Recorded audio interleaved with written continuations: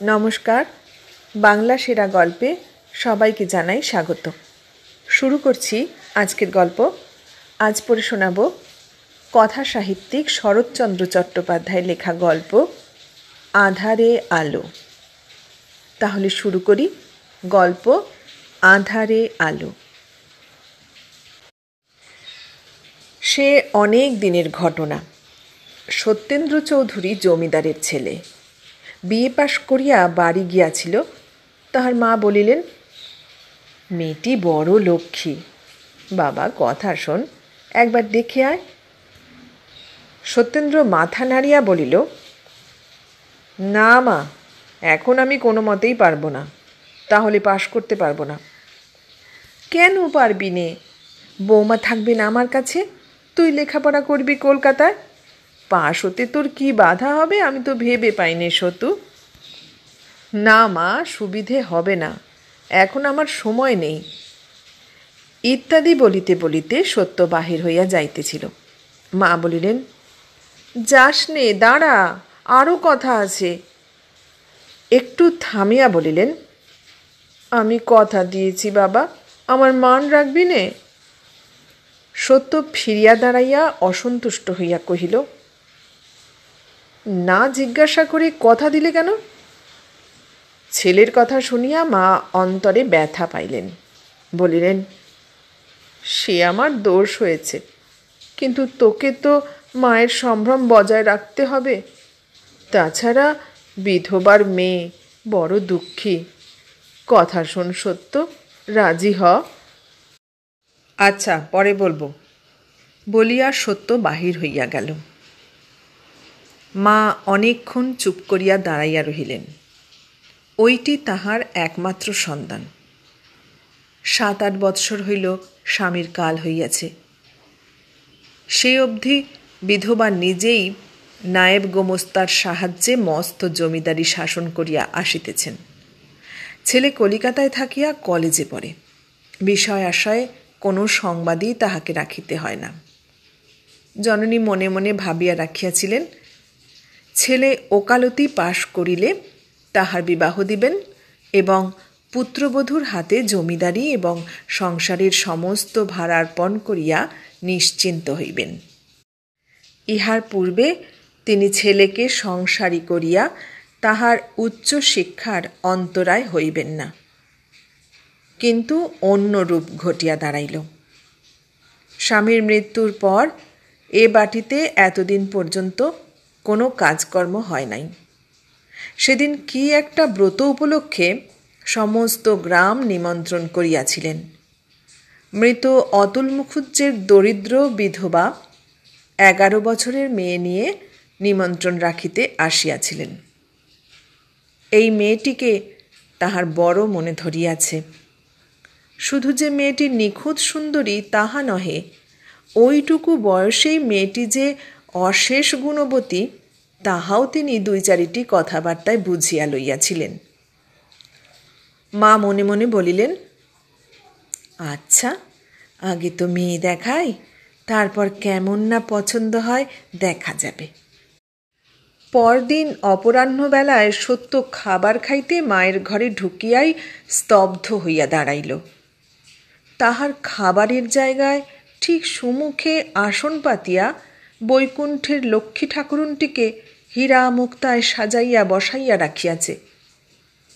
মা ঘরে ঢুকিয়া বলিলেন, খেতে বস। সত্যর চমক ভাঙিল। সে থতমত খাইয়া বলিল, এখানে কেন? আর কোথাও আমার খাবার দাও। মা মৃদু হাসিয়া বলিলেন, তুই তো আর সত্যিই বিয়ে করতে যাচ্ছিস নে, ওই এক ফোঁটা মেয়ের সামনে তোর আর লজ্জা কি? আমি কারুকে লজ্জা করি নে বলিয়া সত্য পেঁচার মতো মুখ করিয়া সুমুখের আসনে বসিয়া পড়িল। মা চলিয়া গেলেন। মিনিট 2-এর মধ্যে সে খাবারগুলা কোনো মতে নাকে মুখে গুঁজিয়া উঠিয়া গেল। বাহিরের ঘরে ঢুকিয়া দেখিল ইতিমধ্যে বন্ধুরা জুটিয়াছে এবং পাশার ছক পাতা হইয়াছে। সে প্রথমেই দৃঢ় আপত্তি প্রকাশ করিয়া কহিল, আমি কিছুতেই বসতে পারবো না, আমার ভারী মাথা ধরেছে বলিয়া ঘরের এক কোণে সরিয়া গিয়া তাকিয়া মাথায় দিয়া চোখ বুজিয়া শুইয়া পড়িল। বন্ধুরা মনে মনে কিছু আশ্চর্য হইল এবং লোকাভাবে পাশা তুলিয়া দাবা পাতিয়া বসিল। সন্ধ্যা পর্যন্ত অনেক চেঁচামেচি ঘটিল, কিন্তু সত্য একবারও উঠিল না, একবারও জিজ্ঞাসা করিল না কে হারিল কে জিতিল। আজ এসব তাহার ভালোই লাগিল না। বন্ধুরা চলিয়া গেলে সে বাড়ির ভিতরে ঢুকিয়া সোজা নিজের ঘরে যাইতেছিল। ভাঁড়ারের বারান্দা হইতে মা জিজ্ঞাসা করিলেন, এর মধ্যে শুতে যাচ্ছিস যে রে? শুতে নয়, পড়তে যাচ্ছি। এমএ পড়া সোজা নয় তো, সময় নষ্ট করলে চলবে কেন? বলিয়া সে গূঢ় ইঙ্গিত করিয়া দুম দুম শব্দ করিয়া উপরে উঠিয়া গেল। আধ ঘণ্টা কাটিয়াছে, সে একটি ছত্রও পড়ে নাই। টেবিলের উপর বই খোলা, চেয়ারে হেলান দিয়া উপরের দিকে মুখ করিয়া কড়িকাঠ ধ্যান করিতেছিল। হঠাৎ ধ্যান ভাঙিয়া গেল। সে কান খাড়া করিয়া শুনিল ঝুম, আর এক মুহূর্ত ঝুম ঝুম। সত্য সোজা উঠিয়া বসিয়া দেখিল সেই আপাদমস্তক গহনা পরা লক্ষ্মী ঠাকুরনটির মতো মেয়েটি ধীরে ধীরে কাছে আসিয়া দাঁড়াইল। সত্য এক দৃষ্টে চাহিয়া রহিল। মেয়েটি মৃদুকণ্ঠে বলিল, মা আপনার মত জিজ্ঞাসা করলেন। সত্য মুহূর্ত মৌন থাকিয়া প্রশ্ন করিল, কার মা? মেয়েটি কহিল, আমার মা। সত্য তৎক্ষণাৎ প্রত্যুত্তর খুঁজিয়া পাইল না। ক্ষণেক পরে কহিল, আমার মাকে জিজ্ঞাসা করলেই জানতে পারবেন। মেয়েটি চলিয়া যাইতেছিল। সত্য সহসা প্রশ্ন করিয়া ফেলিল, তোমার নাম কি? আমার নাম রাধারানী বলিয়া সে চলিয়া গেল। এক ফোঁটা রাধারানীকে সজোরে ঝাড়িয়া ফেলিয়া দিয়া সত্য এমএ পাশ করিতে কলিকাতায় চলিয়া আসিয়াছে। বিশ্ববিদ্যালয়ের সমস্ত পরীক্ষাগুলি উত্তীর্ণ না হওয়া পর্যন্ত তো কোনো মতেই না, খুব সম্ভব পরেও না। সে বিবাহই করিবে না, কারণ সংসারে জড়াইয়া গিয়া মানুষের আত্মসম্ভ্রম নষ্ট হইয়া যায়, ইত্যাদি ইত্যাদি। তবুও রহিয়া রহিয়া তাহার সমস্ত মনটা যেন কি একরকম করিয়া ওঠে। কোথাও কোনো নারী মূর্তি দেখিলেই আর একটি অতি ছোট মুখ তাহার পাশেই জাগিয়া উঠিয়া তাহাকেই আবৃত করিয়া দিয়া একাকী বিরাজ করে। সত্য কিছুতেই সেই লক্ষ্মীর প্রতিমাটিকে ভুলিতে পারে না।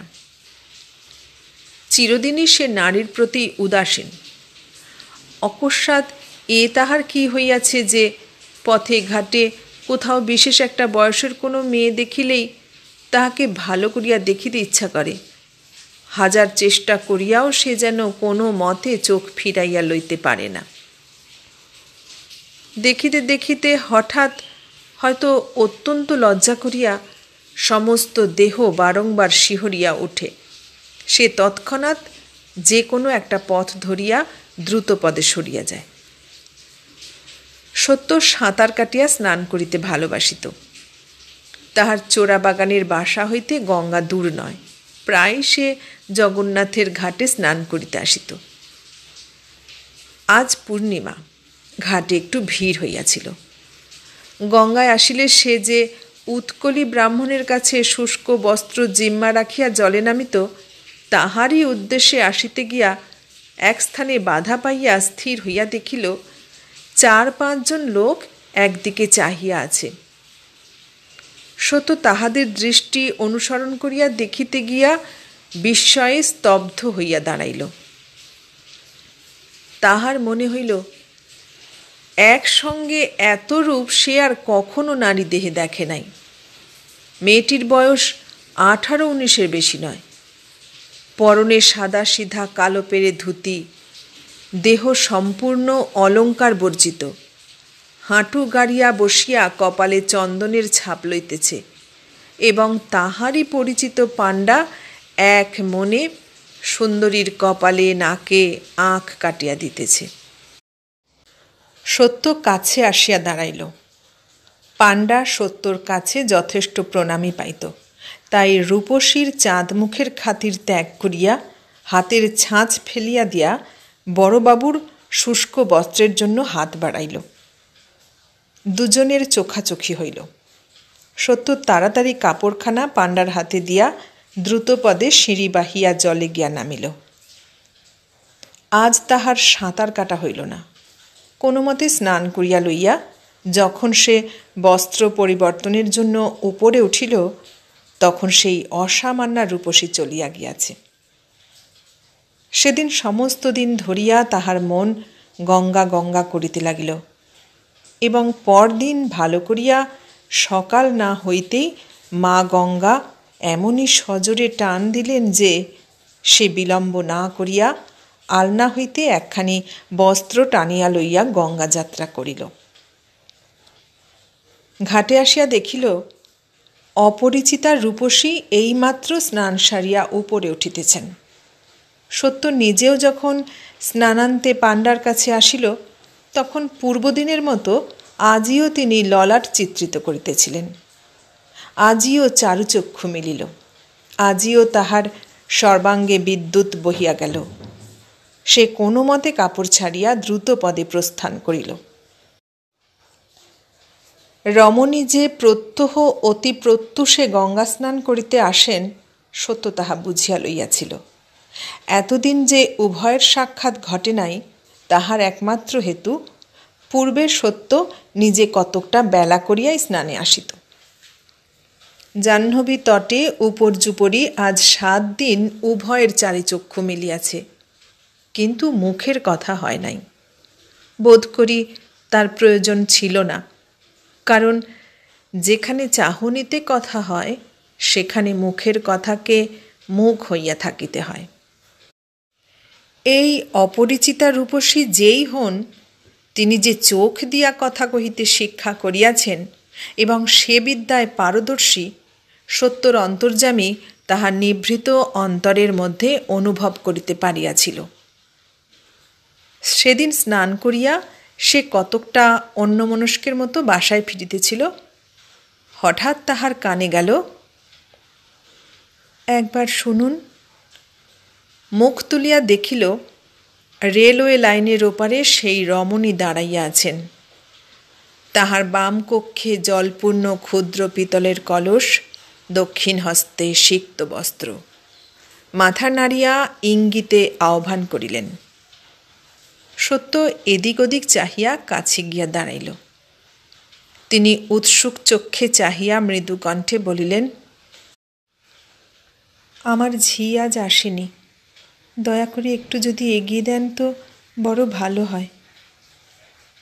অন্যদিন তিনি দাসী সঙ্গে করিয়া আসেন, আজ একা। সত্যের মনের মধ্যে দ্বিধা জাগিল। কাজটা ভালো নয় বলিয়া একবার মনেও হইল, কিন্তু সে না বলিতেও পারিল না। রমণী তাহার মনের ভাব অনুমান করিয়া একটু হাসিলেন। এ হাসি যাহারা হাসিতে জানে, সংসারে তাহাদের অপ্রাপ্য কিছুই নাই। সত্য তৎক্ষণাৎ চলুন বলিয়া উহার অনুসরণ করিল। 2-4 পা অগ্রসর হইয়া রমণী আবার কথা কহিলেন। ঝির অসুখ, সে আসতে পারলে না, কিন্তু আমিও গঙ্গা স্নান না করে থাকতে পারিনি। আপনারও দেখছি এ বদ অভ্যাস আছে। সত্য আস্তে আস্তে জবাব দিল, আজ্ঞে হ্যাঁ, আমিও প্রায় গঙ্গা স্নান করি। এখানে কোথায় আপনি থাকেন? আমাদের বাড়ি জোড়াসাঁকোয়। আপনি আমাকে পাথুরে ঘাটার মোড় পর্যন্ত এগিয়ে দিয়ে বড় রাস্তা হয়ে যাবেন। তাই যাব। বহুক্ষণ আর কোনো কথাবার্তা হইল না। চিতপুর রাস্তায় আসিয়া রমণী ফিরিয়া দাঁড়াইয়া আবার সেই হাসি হাসিয়া বলিলেন, কাছেই আমাদের বাড়ি, এবার যেতে পারবো। নমস্কার। নমস্কার বলিয়া সত্য ঘাড় গুঁজিয়া তাড়াতাড়ি চলিয়া গেল। সেদিন সমস্ত দিন ধরিয়া তাহার বুকের মধ্যে যে কি করিতে লাগিল সে কথা লিখিয়া জানানো অসাধ্য। যৌবনে পঞ্চস্বরের প্রথম পুষ্পবাণের আঘাত যাহাকে সহিতে হইয়াছে, শুধু তাহারই মনে পড়িবে, শুধু তিনি বুঝিবেন সেদিন কি হইয়াছিল। সবাই বুঝিবেন না কি উন্মাদ নেশায় মাতিলে জল, স্থল, আকাশ, বাতাস সব রাঙা দেখায়। সমস্ত চৈতন্য কি করিয়া চেতনা হারাইয়া একখণ্ড প্রাণহীন চুম্বক শলাকার মতো শুধু সেই একদিকে ঝুঁকিয়া পড়িবার জন্যই অনুক্ষণ উন্মুক্ত হইয়া থাকে। পরদিন সকালে সত্য জাগিয়া উঠিয়া দেখিল রোদ উঠিয়াছে। একটা ব্যথার তরঙ্গ তাহার কণ্ঠ পর্যন্ত আলোড়িত করিয়া গড়াইয়া গেল। সে নিশ্চিত বুঝিল আজিকার দিনটা একেবারে ব্যর্থ হইয়া গিয়াছে। চাকরটা সম্মুখ দিয়া যাইতেছিল, তাহাকে ভয়ানক ধমক দিয়া কহিল, হারামজাদা, এত বেলা হয়েছে, তুলে দিতে পারিসনি? তোর 1 টাকা জরিমানা। সে বেচারা হতবুদ্ধি হইয়া চাহিয়া রহিল। সত্য দ্বিতীয় বস্ত্র না লইয়াই রুষ্ট মুখে বাসা হইতে বাহির হইয়া গেল। পথে আসিয়া গাড়ি ভাড়া করিল। এক গাড়োয়ানকে পাথুরে ঘাটার ভিতর দিয়া হাঁকাইতে হুকুম করিয়া রাস্তার 2 দিকেই প্রাণপণে চোখ পাতিয়া রাখিল। কিন্তু গঙ্গায় আসিয়া ঘাটের দিকে চাহিতেই তাহার সমস্ত ক্ষোভ যেন জুড়াইয়া গেল। বরঞ্চ মনে হইল যেন অকস্মাৎ পথের উপরে নিক্ষিপ্ত একটা অমূল্য রত্ন কুড়াইয়া পাইল। গাড়ি হইতে নামিতেই তিনি মৃদু হাসিয়া নিতান্ত পরিচিতের মতো বলিলেন, এত দেরি যে? আমি আধ ঘণ্টা দাঁড়িয়ে আছি, শিগগির নিয়ে নিন, আজও আমার ঝি আসেনি। 1 মিনিট সবুর করুন বলিয়া সত্য দ্রুতপদে জলে গিয়া নামিল। সাঁতার কাটা তাহার কোথায় গেল। সে কোনো মতে গোটা 2-3 ডুব দিয়া ফিরিয়া আসিয়া কহিল, আমার গাড়ি গেল কোথায়? রমণী কহিলেন, আমি তাকে ভাড়া দিয়ে বিদায় করেছি। আপনি ভাড়া দিলেন? দিলামই বা, চলুন বলিয়া আর একবার ভুবনমোহন হাসিয়া অগ্রবর্তিনী হইলেন। সত্য একেবারেই মরিয়াছিল। না হইলে যত নিরীহ, যত অনভিজ্ঞই হোক, একবারও সন্দেহ হইত এসব কি। পথ চলিতে চলিতে রমণী কহিলেন, কোথায় বাসা বললেন? চোরাবাগানে? সত্য কহিল, হ্যাঁ। সেখানে কি কেবল চোরেরাই থাকে? সত্য আশ্চর্য হইয়া কহিল, কেন? আপনি তো চোরের রাজা। বলিয়া রমণী ঈষৎ ঘাড় বাঁকাইয়া কটাক্ষে হাসিয়া আবার নির্বাক মরাল গমনে চলিতে লাগিলেন। আজ কক্ষের ঘট অপেক্ষাকৃত বৃহৎ ছিল। ভিতরে গঙ্গাজল ছলাচ্ছল ছলাচ্ছল শব্দে, অর্থাৎ ওরে মুগ্ধ, ওরে অন্ধ যুবক, সাবধান, এসব ছলনা, সব ফাঁকি বলিয়া উছলিয়া উছলিয়া একবার ব্যঙ্গ, একবার তিরস্কার করিতে লাগিল। মোড়ের কাছাকাছি আসিয়া সত্য সসংকোচে কহিল, গাড়ি ভাড়াটা? রমণী ফিরিয়া দাঁড়াইয়া অস্ফুট মৃদুকণ্ঠে জবাব দিল, সে তো আপনার দেওয়াই হয়েছে। সত্য এই ইঙ্গিত না বুঝিয়া প্রশ্ন করিল, আমার দেওয়া কি করে? আমার আর আছে কি যে দেব? যা ছিল সমস্তই তো তুমি চুরি ডাকাতি করে নিয়েছ। বলিয়াই সে চকিতে মুখ ফিরাইয়া বোধ করি উচ্ছ্বসিত হাসির বেগ জোর করিয়া রোধ করিতে লাগিল। এ অভিনয় সত্য দেখিতে পায় নাই, তাই এই চুরির প্রচ্ছন্ন ইঙ্গিত তীব্র তড়িৎ রেখার মতো তাহার সংশয়ের জাল আপ্রান্ত বিদীর্ণ করিয়া বুকের অন্তঃস্থল পর্যন্ত উদ্ভাসিত করিয়া ফেলিল। তাহার মুহূর্তে সাধ হইল এই প্রকাশ্য রাজপথেই ওই 2টি রাঙা পায়ে লুটাইয়া পড়ে। কিন্তু চক্ষের নিমেষে গভীর লজ্জায় তাহার মাথা এমনই হেঁট হইয়া গেল যে সে মুখ তুলিয়া একবার প্রিয়তমার মুখের দিকে চাহিয়া দেখিতেও পারিল না। নিঃশব্দে নত মুখে ধীরে ধীরে চলিয়া গেল। ও ফুটপাতে তাহার আদেশ মতো দাসী অপেক্ষা করিতেছিল। কাছে আসিয়া কহিল, আচ্ছা দিদিমণি, বাবুটিকে এমন করে নাচিয়ে নিয়ে বেড়াচ্ছ কেন? বলি, কিছু আছে টাছে? 2 পয়সা টানতে পারবে তো? রমণী হাসিয়া বলিল, তা জানি নে, কিন্তু হাবা গোবা লোকগুলোকে নাকে দড়ি দিয়ে ঘুরোতে আমার বেশ লাগে। দাসীটাও খুব খানিকটা হাসিয়া বলিল, এত পারো তুমি? কিন্তু যাই বলো দিদিমণি, দেখতে যেন রাজপুত্তুর, যেমন চোখ মুখ তেমনি রং। তোমাদের দুটিকে দিব্যি মানায়। দাঁড়িয়ে কথা করছিলে যেন একটি জোড়া গোলাপ ফুটেছিল। রমণী মুখ টিপিয়া বলিল, আচ্ছা চল, পছন্দ হয়ে থাকে তো না হয় তুই নিস। দাসীও হটিবার পাত্রী নয়, সেও জবাব দিল, না দিদিমণি, ও জিনিস প্রাণে ধরে কাউকে দিতে পারবে না, তা বলে দিলুম। জ্ঞানীরা কহিয়াছেন, অসম্ভব কাণ্ড চোখে দেখিলেও বলিবে না, কারণ অজ্ঞানীরা বিশ্বাস করে না। এই অপরাধেই শ্রীমন্ত বেচারা নাকি মশানে গিয়েছিল। সে যাই হোক, ইহা অতি সত্য কথা। সত্য লোকটা সেদিন বাসায় ফিরিয়া টেনিসন পড়িয়াছিল এবং ডন জুয়ানের বাংলা তর্জমা করিতে বসিয়াছিল। অত বড় ছেলে, কিন্তু একবারও এ সংশয়ের কণামাত্র তাহার মনে ওঠে নাই যে দিনের বেলা শহরের পথে ঘাটে এমন অদ্ভুত প্রেমের বান ডাকা সম্ভব কিনা, কিংবা সে বাণের স্রোতে গা ভাসাইয়া চলা নিরাপদ কিনা। দিন 2 পরে স্নানান্তে বাটি ফিরিবার পথে অপরিচিতা সহসা কহিল, কাল রাত্রে থিয়েটার দেখতে গিয়েছিলুম। সরলার কষ্ট দেখলে বুক ফেটে যায় না? সত্য সরলা প্লে দেখে নাই, স্বর্ণলতা বই পড়িয়াছিল। আস্তে আস্তে বলিল, হ্যাঁ, বড় দুঃখ পেয়েই মারা গেল। রমণী দীর্ঘ নিঃশ্বাস ফেলিয়া বলিল, উহ, কি ভয়ানক কষ্ট। আচ্ছা, সরলাই বা তার স্বামীকে এত ভালোবাসলে কি করে, আর তার বড় যাই বা পারেনি কেন বলতে পারো? সত্য সংক্ষেপে জবাব দিল, স্বভাব। রমণী কহিল, ঠিক তাই, বিয়ে তো সকলেরই হয়, কিন্তু সব স্ত্রী পুরুষই কি পরস্পরকে সমান ভালোবাসতে পারে? পারে না।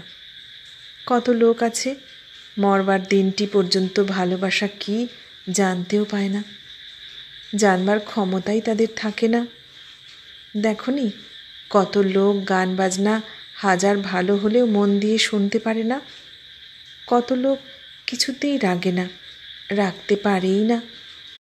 লোকে তাদের খুব গুণ গায় বটে, আমার কিন্তু নিন্দে করতে ইচ্ছে করে। সত্য হাসিয়া বলিল, কেন?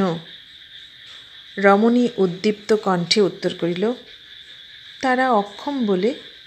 অক্ষমতার কিছু কিছু গুণ থাকলেও থাকতে পারে, কিন্তু দোষটাই বেশি।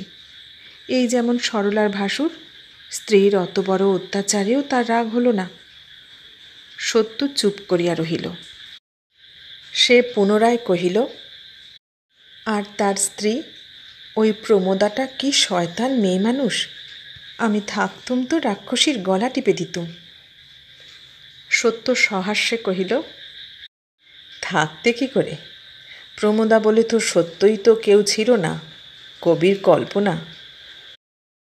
রমণী বাধা দিয়া কহিল, তবে অমন কল্পনা করা কেন? আচ্ছা, সবাই বলে সমস্ত মানুষের ভেতরেই ভগবান আছেন, আত্মা আছেন, কিন্তু প্রমোদার চরিত্র দেখলে মনে হয় না যে তার ভেতরেও ভগবান ছিলেন। সত্যি বলছি তোমাকে, কোথায় বড় বড় লোকের বই পড়ে মানুষ ভালো হবে, মানুষকে মানুষ ভালোবাসবে তা না, এমন বই লিখে দিলেন যে পড়লে মানুষের ওপর মানুষের ঘৃণা জন্মে যায়। বিশ্বাস হয় যে সত্যিই সব মানুষের অন্তরেই ভগবানের মন্দির আছে। সত্য বিস্মিত হইয়া তাহার মুখপানে চাহিয়া রহিল। তুমি বুঝি খুব বই পড়ো? রমণী কহিল, ইংরেজি জানি নে তো, বাংলা বই যা বেরোয় সব পড়ি। একদিন সারা রাত্রি পড়ি। এই যে বড় রাস্তা, চলো না আমাদের বাড়ি, যত বই আছে সব দেখাবো। সত্য চমকিয়া উঠিল। তোমাদের বাড়ি? হ্যাঁ, আমাদের বাড়ি, চলো, যেতে হবে তোমাকে। হঠাৎ সত্যর মুখ পাণ্ডুর হইয়া গেল। সে সভয়ে বলিয়া উঠিল, না না, ছি ছি, ছি ছি কিছু নেই, চলো। না না, আজ না, আজ থাক বলিয়া সত্য কম্পিত দ্রুতপদে প্রস্থান করিল। আজ তাহার এই অপরিচিতা প্রেমাস্পদর উদ্দেশ্যে গভীর শ্রদ্ধার ভারে তাহার হৃদয় অবনীত হইয়া রহিল। সকালবেলা স্নান করিয়া সত্য ধীরে ধীরে বাসায় ফিরিয়াছিল। তাহার দৃষ্টি ক্লান্ত সজল, চোখের পাতা তখনও আর্দ্র। আজ 4 দিন গত হইয়াছে, সেই অপরিচিতা প্রিয়তমাকে সে দেখিতে পায় নাই। আর তিনি গঙ্গা স্নানে আসেন না। আকাশ পাতাল কত কি যে এই কয়দিন সে ভাবিয়াছে তাহার সীমা নাই। মাঝে মাঝে এ দুশ্চিন্তাও মনে উঠিয়াছে, হয়তো তিনি বাঁচিয়াই নেই, হয়তো বা মৃত্যুশয্যায়, কে জানে। সে গলিটা জানে বটে, কিন্তু আর কিছু চেনে না। কাহার বাড়ি, কোথায় বাড়ি, কিছুই জানে না। মনে করিলে অনুশোচনায় আত্মগ্লানিতে হৃদয় দগ্ধ হইয়া যায়। কেন সে সেদিন যায় নাই? কেন সেই স্বনিবন্ধ অনুরোধ উপেক্ষা করিয়াছিল? সে যথার্থই ভালোবাসিয়াছিল। চোখের নেশা নহে, হৃদয়ের গভীর তৃষ্ণা। ইহাতে ছলনা কাপট্যের ছায়া মাত্র ছিল না। যাহা ছিল তাহা সত্যই নিঃস্বার্থ, সত্যই পবিত্র বুক জোড়া স্নেহ। বাবু! সত্য চমকিয়া চাহিয়া দেখিল, তাহার সেই দাসী যে সঙ্গে আসিত পথের ধারে দাঁড়াইয়া আছে। সত্য ব্যস্ত হইয়া কাছে আসিয়া ভারী গলায় কহিল, কি হয়েছে তার? বলিয়াই তাহার চোখে জল আসিয়া পড়িল, সামলাইতে পারিল না। দাসী মুখ নিচু করিয়া হাসি গোপন করিল। বোধ করি হাসিয়া ফেলিবার ভয়েই মুখ নিচু করিয়াই বলিল, দিদিমণির বড় অসুখ, আপনাকে দেখতে চাইছেন, চলো। বলিয়াই সত্য তৎক্ষণাৎ সম্মতি দিয়া চোখ মুছিয়া সঙ্গে চলিল। চলিতে চলিতে প্রশ্ন করিল, কি অসুখ? খুব শক্ত দাঁড়িয়েছে কি? দাসী কহিল, না তা হয়নি, কিন্তু খুব জ্বর। সত্য মনে মনে হাত জোর করিয়া কপালে ঠেকাইল, আর প্রশ্ন করিল না। বাড়ির সম্মুখে আসিয়া দেখিল, খুব বড় বাড়ি। দ্বারের কাছে বসিয়া একজন হিন্দুস্থানি দারোয়ান ঝিমাইতেছে। দাসীকে জিজ্ঞাসা করিল, আমি গেলে তোমার দিদিমণি রাগ করবেন না তো? দাসী কহিল, দিদিমণির বাপ নেই, শুধু মা আছেন। দিদিমণির মতো তিনিও আপনাকে খুব ভালোবাসেন। সত্য আর কিছু না বলিয়া ভিতরে প্রবেশ করিল।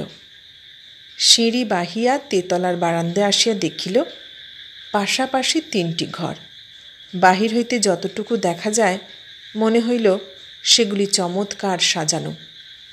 কোণের ঘর হইতে উচ্চ হাসির সঙ্গে তবলা ও ঘুঙুরের শব্দ আসিতেছিল।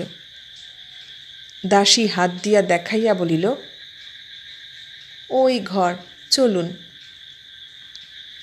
দ্বারের সম্মুখে আসিয়া সে হাত দিয়া পর্দা সরাইয়া দিয়া সুউচ্চ কণ্ঠে বলিল, দিদিমণি, এই নাও তোমার নাগর। তীব্র হাসি ও কোলাহল উঠিল। ভিতরে যাহা দেখিল তাহাতে সত্যর সমস্ত মস্তিষ্ক ওলট পালট হইয়া গেল।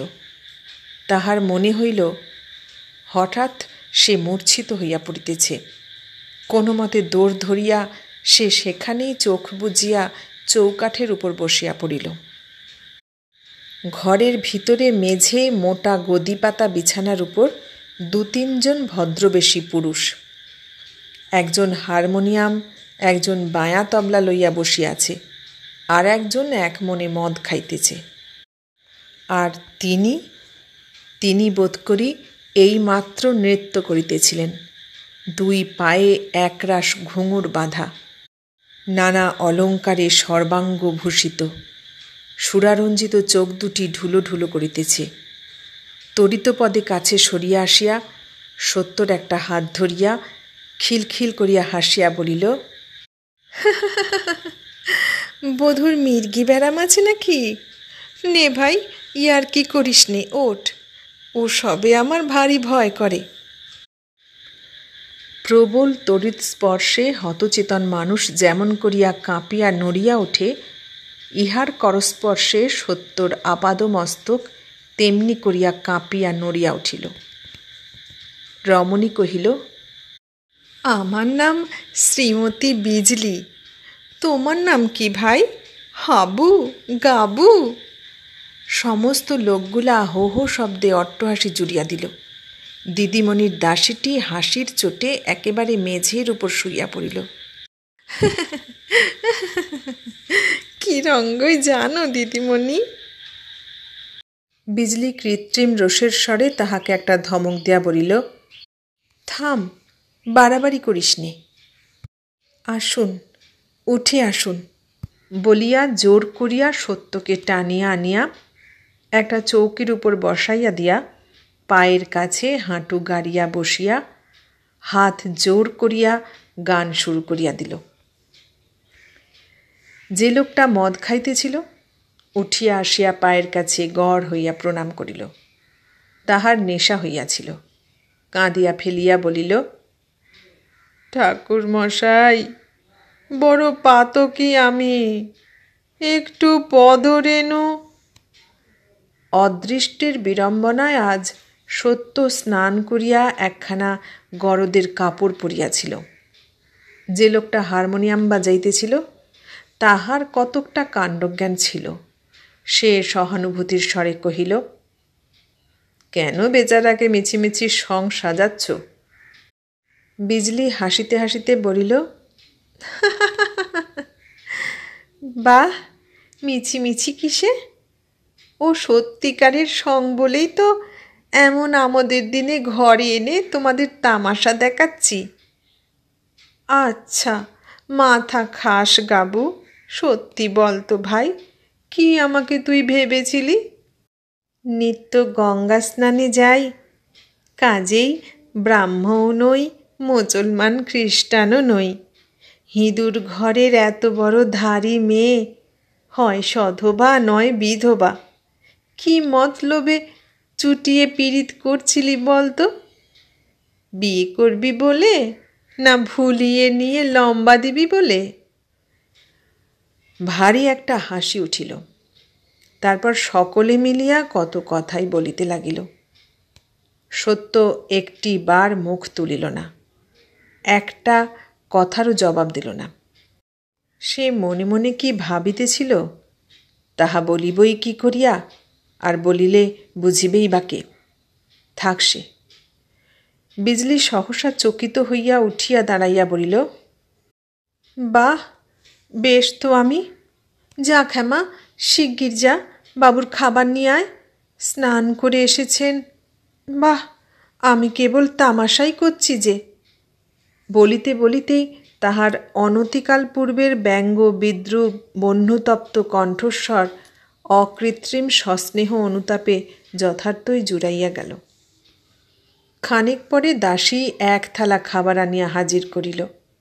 বিজলি নিজের হাতে লইয়া আবার হাঁটু গাড়িয়া বসিয়া বলিল, মুখ তোলো, খাও। এতক্ষণ সত্য তাহার সমস্ত শক্তি এক করিয়া নিজেকে সামলাইতেছিল। এইবার মুখ তুলিয়া শান্তভাবে বলিল, আমি খাবো না। কেন, জাত যাবে? আমি হারি না মুচি? সত্য তেমনি শান্ত কণ্ঠে বলিল, তাহলে খেতুম, আপনি যা তাই। বিজলি খিলখিল করিয়া হাসিয়া বলিল, হাবুবাবু ছুরি ছোড়া চালাতে জানেন দেখছি, বলিয়া আবার হাসিল, কিন্তু তাহার শব্দ মাত্র, হাসি নয়। তাই আর কেহ সে হাসিতে যোগ দিতে পারিল না। সত্য কহিল, আমার নাম সত্য, হাবু নয়। আমি ছুরি ছোড়া চালাতে কখনো শিখিনি, কিন্তু নিজের ভুল টের পেলে শোধরাতে শিখেছি। বিজলি হঠাৎ কি কথা বলিতে গেল, কিন্তু চাপিয়া লইয়া শেষে কহিল, আমার ছোঁয়া খাবে না? না। বিজলি উঠিয়া দাঁড়াইল। তাহার পরিহাসের স্বরে এবার তীব্রতা মিশিল। জোর দিয়া কহিল, খাবেই, এই বলছি তোমাকে। আজ না হয় কাল, না হয় দুদিন পরে খাবেই তুমি। সত্য ঘাড় নাড়িয়া বলিল, দেখুন, ভুল সকলেরই হয়। আমার ভুল যে কত বড় তা সবাই টের পেয়েছে, কিন্তু আপনারও ভুল হচ্ছে। আজ নয়, আগামী জন্মে নয়, কোনো কালেই আপনার ছোঁয়া খাব না। অনুমতি করুন, আমি যাই। আপনার নিঃশ্বাসে আমার রক্ত শুকিয়ে যাচ্ছে। তাহার মুখের উপর গভীর ঘৃণার এমনই সুস্পষ্ট ছায়া পড়িল যে তাহা ওই মাতালটার চক্ষু এড়াইল না। সে মাথা নাড়িয়া কহিল, বিজলি বিবি, অরসিকেষু রসস্য নিবেদনম। যেতে দাও, যেতে দাও। সকালবেলার আমোদটাই ও মাটি করে দিল। বিজলি জবাব দিল না। স্তম্ভিত হইয়া সত্যর মুখপানে চাহিয়া দাঁড়াইয়া রহিল। যথার্থই তাহার ভয়ানক ভুল হইয়াছিল। সে তো কল্পনাও করে নাই এমনই মুখচোরা শান্ত লোক এমন করিয়া বলিতে পারে। সত্য আসন ছাড়িয়া উঠিয়া দাঁড়াইল। বিজলি মৃদুস্বরে কহিল, আর একটু বসো। মাতাল শুনিতে পাইয়া চেঁচাইয়া উঠিল, হুঁ, প্রথম চোটে একটু জোর খেলবে। যেতে দাও, যেতে দাও। সুতো ছাড়ো, সুতো ছাড়ো। সত্য ঘরের বাহিরে আসিয়া পড়িল। বিজলি পিছনে আসিয়া পথরোধ করিয়া চুপি চুপি বলিল, ওরা দেখতে পাবে তাই, নইলে হাত জোর করে বলতুম আমার বড় অপরাধ হয়েছে। সত্য অন্যদিকে মুখ করিয়া চুপ করিয়া রহিল। সে পুনর্বার কহিল, এই পাশের ঘরটা আমার পড়ার ঘর, একবার দেখবে না? একটিবার এসো, মাপ চাচ্ছি। না, বলিয়া সত্য সিঁড়ির অভিমুখে অগ্রসর হইল। বিজলি পিছনে পিছনে চলিতে চলিতে কহিল, কাল দেখা হবে? না। আর কি কখনো দেখা হবে না? না। কান্নায় বিজলির কণ্ঠ রুদ্ধ হইয়া আসিল। ঢোক গিলিয়া জোর করিয়া গলা পরিষ্কার করিয়া বলিল, আমার বিশ্বাস হয় না আর দেখা হবে না, কিন্তু তাও যদি না হয়, বলো এই কথাটা আমার বিশ্বাস করবে? ভগ্নস্বর শুনিয়া সত্য বিস্মিত হইল। কিন্তু এই 15-16 দিন ধরিয়া যে অভিনয় সে দেখিয়াছে তাহার কাছে তো ইহা কিছুই নয়। তথাপি সে মুখ ফিরাইয়া দাঁড়াইল। সে মুখের রেখায় রেখায় সুদৃঢ় অপ্রত্যয় পাঠ করিয়া বিজলির বুক ভাঙিয়া গেল। কিন্তু সে করিবে কি? হায় হায়, প্রত্যয় করাইবার সমস্ত উপায় যে সে আবর্জনার মতো স্বহস্তে ঝাঁট দিয়া ফেলিয়া দিয়াছে। সত্য প্রশ্ন করিল, কি বিশ্বাস করব? বিজলির ওষ্ঠাধর কাঁপিয়া উঠিল, কিন্তু স্বর ফুটিল না। অশ্রু ভারাক্রান্ত দুই চোখ মুহূর্তের জন্য তুলিয়াই অবনত করিল। সত্য তাহাও দেখিল, কিন্তু অশ্রুর কি নকল নাই?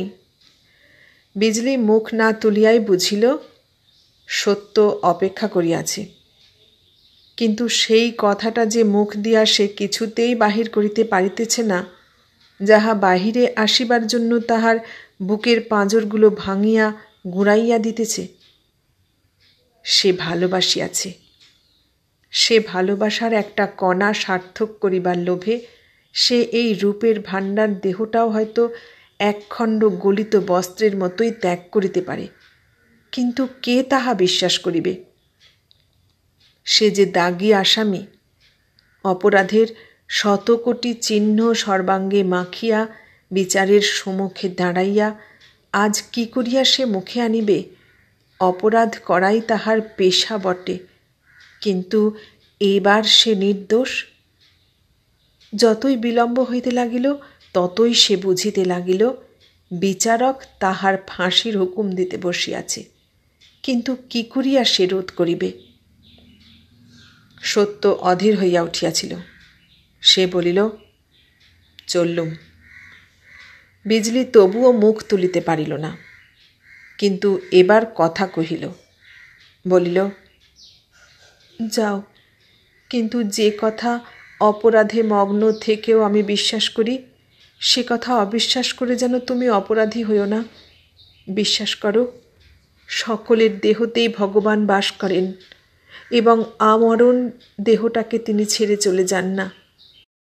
একটু থামিয়া কহিল, সব মন্দিরেই দেবতার পূজা হয় না বটে, তবুও তিনি দেবতা।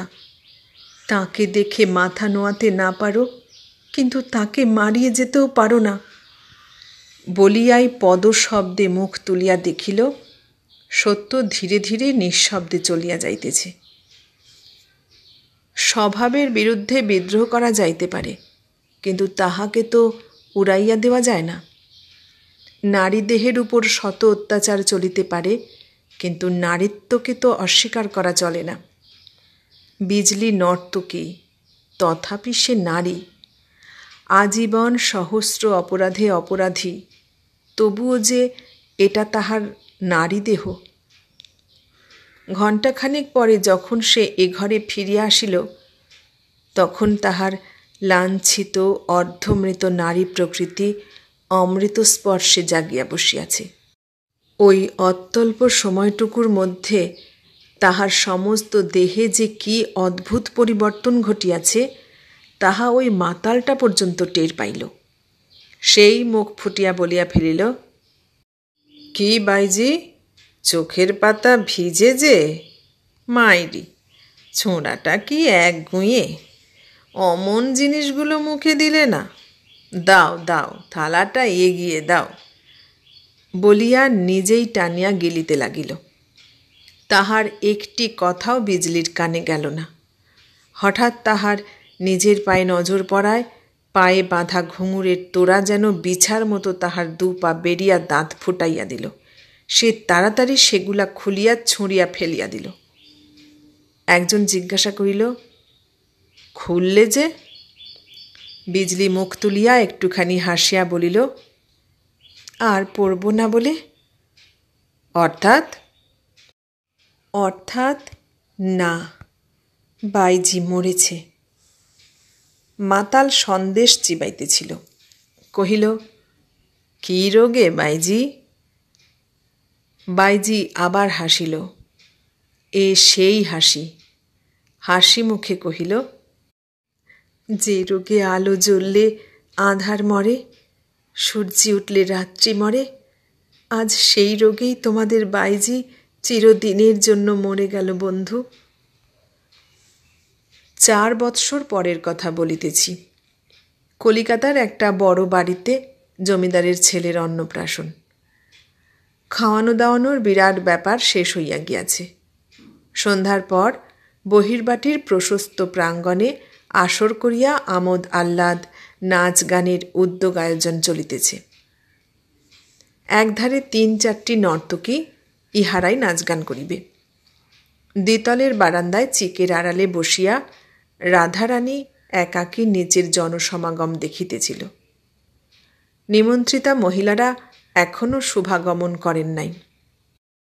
নিঃশব্দে পিছনে আসিয়া সত্যেন্দ্র কহিলেন, এত মন দিয়ে কি দেখছ বলো তো? রাধারানী স্বামীর দিকে ফিরিয়া হাসি মুখে বলিল, যা সবাই দেখতে আসছে, বাইজিদের সাজসজ্জা। কিন্তু হঠাৎ তুমি যে এখানে? স্বামী হাসিয়া জবাব দিলেন, একলাটি বসে আছো, তাই একটু গল্প করতে এলুম। ইস, সত্যি? আচ্ছা, দেখছো তো, বলো দেখি, ওদের মধ্যে সবচেয়ে কোনটিকে তোমার পছন্দ হয়? ওইটিকে, বলিয়া রাধারানী আঙুল তুলিয়া যে স্ত্রীলোকটি সকলের পিছনে নিতান্ত সাদা সিধা পোশাকে বসিয়াছিল তাহাকেই দেখাইয়া দিল। স্বামী বলিলেন, ও যে নেহাত রোগা। তা হোক, ওই সবচেয়ে সুন্দরী, কিন্তু বেচারি গরিব, গায়ে গয়না টয়না এদের মতো নেই। সত্যেন্দ্র ঘাড় নাড়িয়া বলিলেন, তা হবে, কিন্তু এদের মজুরি কত জানো? না। সত্যেন্দ্র হাত দিয়া দেখাইয়া বলিলেন, এদের দুজনের 30 টাকা করে, ওই ওর 50, আর যেটিকে গরিব বলছ তার 200 টাকা। রাধারানী চমকিয়া উঠিল। 200? কেন, ও কি খুব ভালো গান করে? কানে শুনিনি কখনো, লোকে বলে 4-5 বছর আগে খুব ভালোই গাইতো, কিন্তু এখন পারবে কিনা বলা যায় না। তবে অত টাকা দিয়ে আনলে কেন? তার কমে ও আসে না, এতেও আসতে রাজি ছিল না, অনেক সাধাসাধি করে আনা হয়েছে। রাধারানী অধিকতর বিস্মিত হইয়া জিজ্ঞাসা করিল, টাকা দিয়ে সাধাসাধি কেন? সত্যেন্দ্রর নিকটে একটা চৌকি টানিয়া লইয়া বসিয়া বলিলেন, তার প্রথম কারণ, ও ব্যবসা ছেড়ে দিয়েছে। গুণ ওর যতই হোক, এত টাকা সহজে কেউ দিতেও চায় না, ওকেও আসতে হয় না, এই ওর ফন্দি। দ্বিতীয় কারণ, আমার নিজের গরজ। কথাটা রাধারানী বিশ্বাস করিল না, তথাপি আগ্রহে ঘেঁষিয়া বসিয়া বলিল, তোমার গরজ ছাই, কিন্তু ব্যবসা ছেড়ে দিলে কেন? শুনবে? হ্যাঁ, বলো। সত্যেন্দ্র এক মুহূর্ত মৌন থাকিয়া বলিল, ওর নাম বিজলি। এক সময়ে, কিন্তু এখানে লোক এসে পড়বে যে রানী, ঘরে যাবে? যাব, চলো, বলিয়া রাধারানী উঠিয়া দাঁড়াইল। স্বামীর পায়ের কাছে বসিয়া সমস্ত শুনিয়া রাধারানী আঁচলে চোখ মুছিল। শেষে বলিল, তাই আজ ওকে অপমান করে শোধ নেবে? এ বুদ্ধি কে তোমাকে দিলে? এদিকে সত্যেন্দ্রর নিজের চোখও শুষ্ক ছিল না, অনেকবার গলাটাও ধরিয়া আসিতেছিল। তিনি বলিলেন, অপমান বটে, কিন্তু সে অপমান আমরা 3 জন ছাড়া আর কেউ জানতে পারবে না, কেউ জানবেও না। রাধারানী জবাব দিল না, আর একবার আঁচলে চোখ মুছিয়া বাহির হইয়া গেল। নিমন্ত্রিত ভদ্রলোকে আসর ভরিয়া গিয়াছে এবং উপরের বারান্দায় বহু স্ত্রীকণ্ঠের সলজ্জ চিৎকার চিকের আবরণ ভেদ করিয়া আসিতেছে। অন্যান্য নর্তকীরা প্রস্তুত হইয়াছে, শুধু বিজলি তখনও মাথা হেঁট করিয়া বসিয়াছে। তাহার চোখ দিয়া জল পড়িতেছিল। দীর্ঘ 5 বৎসরে তাহার সঞ্চিত অর্থ প্রায় নিঃশেষ হইয়াছিল, তাই অভাবের তাড়নায় বাধ্য হইয়া আবার সেই কাজ অঙ্গীকার করিয়া আসিয়াছে, যাহা সে শপথ করিয়া ত্যাগ করিয়াছিল। কিন্তু সে মুখ তুলিয়া খাড়া হইতে পারিতেছিল না। অপরিচিত পুরুষের সতৃষ্ণ দৃষ্টির সম্মুখে দেহ যে এমন পাথরের মতো ভারী হইয়া উঠিবে, পা এমন করিয়া দুমড়াইয়া ভাঙিয়া পড়িতে চাহিবে, তাহা সে 2 ঘণ্টা পূর্বে কল্পনা করিতেও পারে নাই। আপনাকে ডাকছেন। বিজলি মুখ তুলিয়া দেখিল পাশে দাঁড়াইয়া একটি 12-13 বছরের ছেলে। সে উপরের বারান্দা নির্দেশ করিয়া পুনরায় কহিল, মা আপনাকে ডাকছেন। বিজলি বিশ্বাস করিতে পারিল না। জিজ্ঞাসা করিল, কে আমাকে ডাকছেন? মা ডাকছেন। তুমি কে? আমি বাড়ির চাকর। বিজলি ঘাড় নাড়িয়া বলিল, আমাকে নয়, তুমি আবার জিজ্ঞাসা করে এসো। বালক খানিক পরে ফিরিয়া আসিয়া বলিল, আপনার নাম বিজলি তো? আপনাকেই ডাকছেন, আসুন আমার সঙ্গে, মা দাঁড়িয়ে আছেন। চলো বলিয়া বিজলি তাড়াতাড়ি পায়ের ঘুঙুর খুলিয়া ফেলিয়া তাহার অনুসরণ করিয়া অন্দরে আসিয়া প্রবেশ করিল। মনে করিল, গৃহিণীর বিশেষ কিছু ফরমায়েশ আছে, তাই এই আহ্বান। শোবার ঘরের দরজার কাছে রাধারানী ছেলে কোলে করিয়া দাঁড়াইয়াছিল। ত্রস্ত কুণ্ঠিত পদে বিজলি সম্মুখে আসিয়া দাঁড়াবা মাত্রই সে সসম্ভ্রমে হাত ধরিয়া ভিতরে টানিয়া আনিল এবং একটা চৌকির উপর জোর করিয়া বসাইয়া দিয়া হাসি মুখে কহিল, দিদি, চিনতে পারো? বিজলি বিস্ময়ে হতবুদ্ধি হইয়া রহিল। রাধারানী কোলের ছেলেকে দেখাইয়া বলিল, ছোট বোনকে না হয় নাই চিনলে দিদি, সে দুঃখ করিনে, কিন্তু এটাকে না চিনতে পারলে সত্যি ভারী ঝগড়া করব, বলিয়া মুখ টিপিয়া মৃদু মৃদু হাসিতে লাগিল। এমন হাসি দেখিয়াও বিজলি তথাপি কথা কহিতে পারিল না, কিন্তু তাহার আধার আকাশ ধীরে ধীরে স্বচ্ছ হইয়া আসিতে লাগিল। সেই অনিন্দ সুন্দর মাতৃমুখ হইতে সদ্য বিকশিত গোলাপ সদৃশ শিশুর মুখের প্রতি তাহার দৃষ্টি নিবদ্ধ হইয়া রহিল। রাধারানী নিস্তব্ধ। বিজলি নির্নিমেষ চক্ষে চাহিয়া অকস্মাৎ উঠিয়া দাঁড়াইয়া 2 হাত প্রসারিত করিয়া শিশুকে কোলে টানিয়া লইয়া সজোরে বুকে চাপিয়া ধরিয়া ঝরঝর করিয়া কাঁদিয়া ফেলিল। রাধারানী কহিল, চিনেছ দিদি? চিনেছি বোন। রাধারানী কহিল, দিদি, সমুদ্র মন্থন করে বিষটুকু তার নিজে খেয়ে সমস্ত অমৃতটুকু এই ছোট বোনটিকে দিয়েছ। তোমাকে ভালোবেসেছিলেন বলেই আমি তাকে পেয়েছি। সত্যেন্দ্রের একখানি ক্ষুদ্র ফটোগ্রাফ হাতে তুলিয়া বিজলি এক দৃষ্টে দেখিতেছিল। মুখ তুলিয়া মৃদু হাসিয়া কহিল, বিষের বিষই যে অমৃত বোন। আমি বঞ্চিত হইনি বোন, সেই বিষই এই ঘোর পাপিষ্ঠাকে অমর করেছে। রাধারানী সে কথার উত্তর না দিয়া কহিল, দেখা করবে দিদি? বিজলি এক মুহূর্ত চোখ বুজিয়া স্থির থাকিয়া বলিল, না দিদি, 4 বছর আগে যেদিন তিনি এই অস্পৃশ্যটাকে চিনতে পেরে বিষম ঘৃণায় মুখ ফিরিয়ে চলে গেলেন, সেদিন দর্প করে বলেছিলুম, আবার দেখা হবে, আবার তুমি আসবে। কিন্তু সেই দর্প আমার রইল না, আর তিনি এলেন না। কিন্তু আজ দেখতে পাচ্ছি কেন দর্পহারি আমার সে দর্প ভেঙে দিলেন। তিনি ভেঙে দিয়ে যে কি করে গড়ে দেন, কেড়ে নিয়ে যে কি করে ফিরিয়ে দেন, সে কথা আমার চেয়ে আজ কেউ জানে না বোন। বলিয়া সে আর একবার ভালো করিয়া আঁচলে চোখ মুছিয়া কহিল, প্রাণীর জ্বালায় ভগবানকে নির্দয় নিষ্ঠুর বলে অনেক দোষ দিয়েছি, কিন্তু এখন দেখতে পাচ্ছি এই পাপিষ্ঠাকে তিনি কি দয়া করেছেন। তাকে ফিরিয়ে এনে দিলে আমি যে সব দিক দিয়ে মাটি হয়ে যেতুম, তাকেও পেতুম না, নিজেকেও হারিয়ে ফেলতুম। কান্নায় রাধারানীর গলা রুদ্ধ হইয়া গিয়াছিল, সে কিছুই বলিতে পারিল না।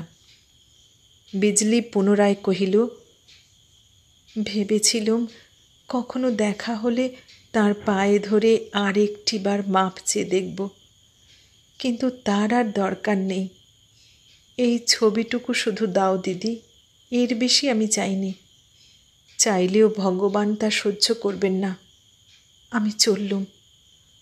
বলিয়া সে উঠিয়া দাঁড়াইল।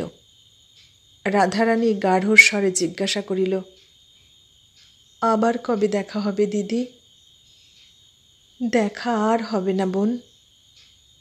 আমার একটা ছোট বাড়ি আছে, সেইটে বিক্রি করে যত শীঘ্র পারি চলে যাব। ভালো কথা, বলতে পারো ভাই, কেন হঠাৎ তিনি এতদিন পরে আমাকে স্মরণ করেছিলেন? যখন তার লোক আমাকে ডাকতে যায় তখন কেন একটা মিথ্যে নাম বলেছিল? লজ্জায় রাধারানীর মুখ আরক্ত হইয়া উঠিল। সে নতমুখে চুপ করিয়া রহিল। বিজলি ক্ষণকাল ভাবিয়া বলিল, হয়তো বুঝছি, আমাকে অপমান করবেন বলে। না, তাছাড়া এত চেষ্টা করে আমাকে আনবার তো কোনো কারণই দেখিনি। রাধারানীর মাথা আরও হেঁট হইয়া গেল। বিজলি হাসিয়া বলিল, তোমার লজ্জা কি বোন? তবে তাঁরও ভুল হয়েছে। তাঁর পায়ে আমার শতকোটি প্রণাম জানিয়ে বলো, সে হবার নয়। আমার নিজের বলে আর কিছু নেই। অপমান করলে সমস্ত অপমান তার গায়েই লাগবে। নমস্কার দিদি। নমস্কার বোন। বয়সে ঢের বড় হলেও তোমাকে আশীর্বাদ করার অধিকার তো আমার নেই। আমি কায় মনে প্রার্থনা করি বোন, তোমার হাতের নোয়া অক্ষয় হোক। চললুম।